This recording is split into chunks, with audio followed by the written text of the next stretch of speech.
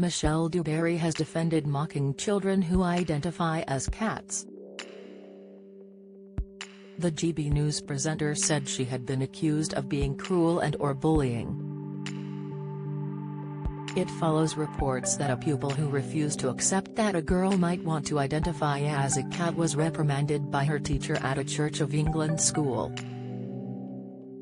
The teacher told the pupil that talking about the fact that cisgender is the norm is despicable.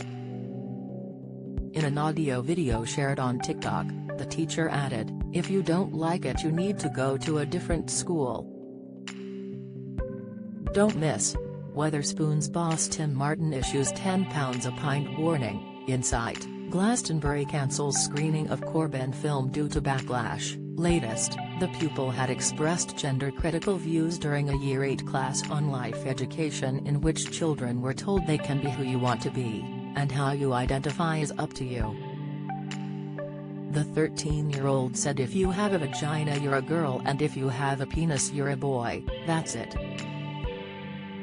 The girl also said, if they want to identify as a cat or something then they are genuinely unwell, crazy. It was not clear from the video if there was a child in classroom who identified as a cat.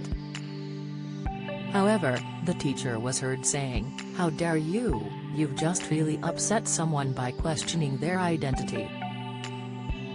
Talking about the story on GB News, Dewberry donned cat ears and whiskers.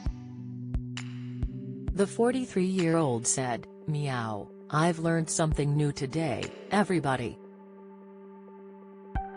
It is perfectly acceptable to identify as a cat." "You what? Don't you dare mock it by the way, because I've decided that is now what I am." Meow shell, to you. But if you do indeed mock it, be careful, because I wouldn't be surprised if it could be considered a hate crime.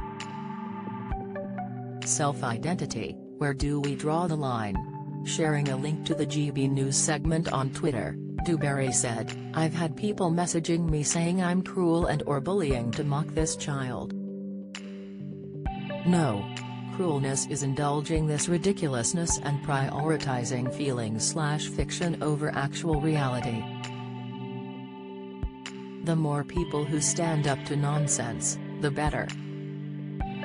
Yesterday, The Telegraph reported that its inquiries had established that other children at other schools are also identifying as animals. Its report claimed, it is not difficult to find genuine examples of children in UK schools insisting on being addressed as animals. The article claimed that a pupil at a secondary school in the southwest of England insists on being addressed as a dinosaur, and a pupil at another secondary school in England insists on identifying as a horse. Previous claims that children were identifying as cats in UK schools have been denied.